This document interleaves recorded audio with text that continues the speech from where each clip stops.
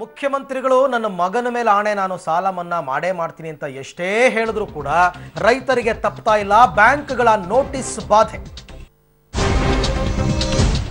ರೈತರಿಗೆ ತಪ್ತಾ ಇಲ್ಲ ಬ್ಯಾಂಕ್ಗಳ ನೋಟಿಸ್ ಹಾವಳಿ. ಮಂಡ್ಯ ರೈತನ ಮೇಲೆ ಚೆನ್ನೈನಲ್ಲಿ ಕ್ರಿಮಿನಲ್ ಮತ್ತು ಚೆಕ್ ಬೌನ್ಸ್ ಕೇಸ್ ದಾಖಲಾಗಿದೆಯಂತೆ. ಟ್ರ್ಯಾಕ್ಟರ್ ಸಾಲದ ಒಂದು ಕಂತು ಕಟ್ಟಲಿಲ್ಲ ಅಂತ ಟ್ರ್ಯಾಕ್ಟರ್ ಜಪ್ತಿ ಮಾಡೋದಕ್ಕೆ ಹರಾಜು ಹಾಕಿದೆ ಫೈನಾನ್ಸ್ ಕಂಪನಿ.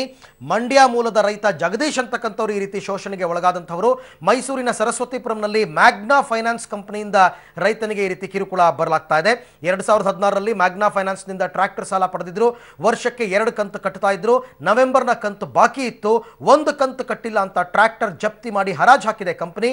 ಫೈನಾನ್ಸ್ ಕಂಪನಿಗೆ ತೆರಳಿ ಅಧಿಕಾರಿಗಳ ತರಾಟೆಗೆ ತೆಗೆದುಕೊಂಡಿದ್ದಾರೆ ರೈತರ ಮುಖಂಡರು.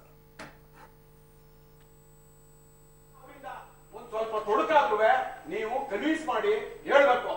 ಇವತ್ತು ನಿಮ್ಮ ಮನೆಯಲ್ಲಿ ಬೇಡ ಇಲ್ಲ ಅಂದ್ರೆ ತರಕಾರಿ ಇಲ್ಲ ಅಂದ್ರೆ ಇಟ್ಟಿಲ್ಲ, ನೀನ್ ದುಡ್ಡು ಕೊಟ್ಟರು ನಮ್ಗೆ ಅನ್ನ ಇಲ್ಲ ಗೊತ್ತುಂಟ ಇದ್ರೆ ಟ್ರಾಕ್ಟರ್ ತಗೊಂಡು ಇನ್ನೇನೋ ವ್ಯಾಪಾರ ಮಾಡ್ಕೊಂಡು ಹೊಡಿದೋ ಜಲ್ಲಿ ಹೊಡಿದೋ ಇಂಥವು ಮಾಡೋರು ನಾವು ಬಂದಿಲ್ಲ ಅಲ್ವ ಸಾಹೇಬ್ರೆ.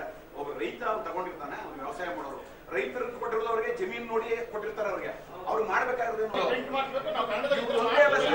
ಇವರು ಈ ಪ್ರೈವೇಟ್ನವರೆಲ್ಲ ಇವ್ರು ಇದೇ ದಂಧೆ. ಅವ್ರು ಏನು ಕೂಡ ಓದ್ದಂಗೆ ಇಟ್ಟಿರ್ತಾರೆ. ಎಲ್ಲ ಚಿಕ್ಕದಾಗಿ ಮನೆ ಬಗ್ಗೆ ಮತ್ತಷ್ಟು ಮಾಹಿತಿ ಪಡೆಯೋಣ ನಮ್ಮ ಮೈಸೂರು ಪ್ರತಿನಿಧಿ KP ನಾಗರಾಜ್ ಅವರಿಂದ. ನಾಗರಾಜ್, ಮುಖ್ಯಮಂತ್ರಿಗಳ ಭರವಸೆ ಇರತಕ್ಕಂಥದ್ದು ಬೆಳೆ ಸಾಲ ಮನ್ನಕ್ಕೆ.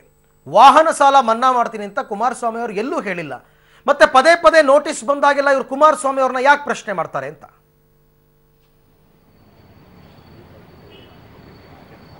ಅಲ್ಲ, ಇಲ್ಲಿರುವಂಥದ್ದು ಅರವಿಂದ್, ಖಾಸಗಿ ಕಂಪನಿಯ ಮ್ಯಾಗ್ನಾ ಅನ್ನುವಂಥ ಖಾಸಗಿ ಕಂಪನಿ ಹತ್ರ ರೈತರು ಟ್ರ್ಯಾಕ್ಟರನ್ನು ಸಾಲವಾಗಿ ಪಡ್ಕೊಂಡಿರ್ತಾರೆ. ಆದರೆ ಒಂದೇ ಒಂದು ಕಂತನ್ನು ಕಟ್ಟಿರೋದು ಅಂತ ಕಾರಣಕ್ಕೋಸ್ಕರವಾಗಿ ಟ್ರ್ಯಾಕ್ಟರನ್ನು ಜಪ್ತಿ ಮಾಡಿ ಅದನ್ನು ಹರಾಜು ಹಾಕಿ ತದನಂತರದಲ್ಲಿ ರೈತನ ಮೇಲೆ ಚೆನ್ನೈನ ನ್ಯಾಯಾಲಯದಲ್ಲಿ ಕೇಸನ್ನು ಹಾಕಿರುವಂಥ ಪ್ರಕರಣ ಇದು. ಇದಕ್ಕೆ ಸಂಬಂಧಪಟ್ಟಂತೆ ಟ್ರ್ಯಾಕ್ಟರ್ನ ಸಾಲ ಪಡೆದಿರುವಂತಹ ಜಗದೀಶ್ ಅವರು ನಮ್ಮ ಜೊತೆ ಅವ್ರ ಜೊತೆ ಮಾತಾಡ್ತೀನಿ.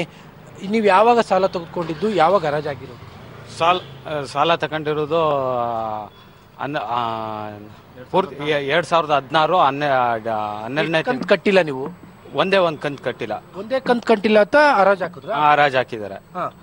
ಒಂದ್ ಕಂತು ದುಡ್ಡು ಎಲ್ಲ ಕಟ್ಸ್ಕೊಂಡು 1,31,500 ಕಟ್ಸ್ಕೊಂಡು ಕಂತು ಕಟ್ಸ್ಕೊಂಡು 2 ಲಕ್ಷಕ್ಕೆ ಹರಾಜು ಹಾಕಿದ್ದಾರೆ ಟ್ರ್ಯಾಕ್ಟರ್ನ. ಓಕೆ ಓಕೆ ಹರೀಶ್, ನನ್ನ ಜೊತೆ ರೈತ ಮುಖಂಡರು ಕೂಡ ಇದ್ದಾರೆ ಸರ್. ಈಗ ಅವ್ರ ಮೇಲೆ ಚೆನ್ನೈ ಕೋರ್ಟ್ನಲ್ಲಿ ಏನಂತ ಕೇಸ್ ಹಾಕಿರೋದು, ಏನು? ಈಗ ಫೈನಾನ್ಸ್ನವರು ಲೋನ್ ಕೊಡುವಂಥ ಸಂದರ್ಭದಲ್ಲಿ ಅವರಿಗೆ ಸ್ಯೂರಿಟಿ ಆಗಿ ಚೆಕ್ಕನ್ನು ಪಡ್ಕೊಳ್ತಾರೆ. ಕಾನೂನಾತ್ಮಕವಾಗಿ ಇವರು ಮೊದಲು ಈಗ ಏನು ಸುಂದರಮ್ಮನವರು ಮಳವಳ್ಳಿ ತಾಲೂಕು ಗ್ರಾಮದ ರೈತ ಮಹಿಳೆ ಸಾಲ ತಗೊಂಡಿದ್ದಾರೆ. ರೆಗ್ಯುಲರ್ ಆಗಿ ಕಂತನ್ನು ಕಟ್ಕೊಂಡು ಬರ್ತಾ ಇದ್ದಾರೆ. ಅಕ್ಟೋಬರ್ಲಿ ಕಟ್ಟಿರ್ತಕ್ಕಂಥ ಕಂತು ಕಟ್ಟೋದು ಒಂದು 15-20 ದಿನ ಲೇಟ್ ಆಗಿದೆ. ಕಾರಣ ಅವ್ರು ಬೆಳೆದಂಥ ಬೆಳೆಗೆ ಸರಿಯಾದಂಥ ಬೆಲೆ ಇಲ್ಲದೆ, ಇನ್ನು ಮಾರ್ಕೆಟ್ ಇಲ್ಲದೆ, ಸುಗ್ಗಿ ಸ್ಟಾರ್ಟ್ ಆಗದೆ, ಮತ್ತು ಅವರಲ್ಲಿ ಆರೋಗ್ಯ ಸರಿ ಇಲ್ಲದೆ ಹಾಸ್ಪಿಟ್ಲಿಗೆ ಸೇರ್ಕೊಂಡಿರಂತೆ. ಆನಂತರ ಇವರು ಫೈನಾನ್ಸ್ನವರು ನವೆಂಬರ್ನಲ್ಲಿ ಟ್ರ್ಯಾಕ್ಟರ್ನ ಸೀಜ್ ಮಾಡ್ತಾರೆ. ಟ್ರ್ಯಾಕ್ಟರ್ನ ಸೀಜ್ ಮಾಡಬೇಕಾದ್ರೆ ಅವ್ರಿಗೆ ಯಾವುದೇ ವಿಧವಾದಂಥ ಕಾನೂನಾತ್ಮಕವಾದ ತಿಳುವಳಿಕೆ ನೋಟಿಸನ್ನು ಕೊಟ್ಟಿರಲ್ಲ.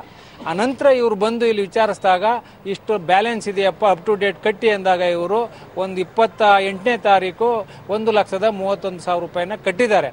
ಕಟ್ಟ ನಂತರ ಗಾಡಿ ಬಿಡುವಂಥ ಸಂದರ್ಭದಲ್ಲಿ ನಿಮ್ಮ ಟ್ರ್ಯಾಕ್ಟ್ರು ಹರಾಜು ಆಗಿದೆ ಅನ್ನೋ ವಿಚಾರವನ್ನು ಅವರು ಕೇಳಿದ ತಕ್ಷಣ ಅವ್ರಿಗೆ ಶಾಕ್ ಆಗಿದೆ.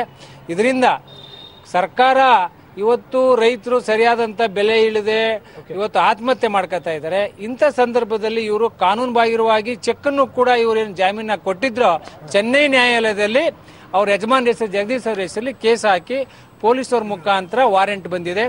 ಇದೆಲ್ಲ ಬೆಳವಣಿಗೆ ನೋಡಿದ್ರೆ ಫೈನಾನ್ಸ್ನವರು ಒಂದು ಲಾಬಿ ಇದೆ. ಏನು, ಒಂದು ಕಂತು ಕಟ್ತಿರ್ತಕ್ಕಂಥ ಟ್ರ್ಯಾಕ್ಟರ್ನ ಸೀಜ್ ಮಾಡಿ ಅದನ್ನು ಹರಾಜು ಮಾಡೋ ಅಂಥದ್ದು. ಉದಾಹರಣೆಗೆ ಈ ಟ್ರ್ಯಾಕ್ಟರ್ ಇವತ್ತಿನ ಅರವಿಂದ್, ಅಂದ್ರೆ ಇದು ಸ್ಪಷ್ಟವಾಗಿ ಕಾಣ್ತಾ ಇರುವಂತದ್ದು ಅರವಿಂದ್, ಫೈನಾನ್ಸ್ ಕಂಪನಿಗಳು ರೈತರನ್ನ ಎಷ್ಟರ ಮಟ್ಟಿಗೆ ಶೋಷಣೆಗೆ ಒಳಪಡಿಸ್ತಾ ಇದ್ದಾರೆ ಅನ್ನುವಂತಹದ್ದು ಈ ಒಂದು ಪ್ರಕರಣದ ಮೂಲಕವಾಗಿ ಅತಿಯಾಗಿ ಸ್ಪಷ್ಟವಾಗ್ತಾ ಇದೆ. Aravind. Okay Nagaraj, thank you. ತಮ್ಮೆಲ್ಲ ಮಾಹಿತಿಗಾಗಿ ಧನ್ಯವಾದ.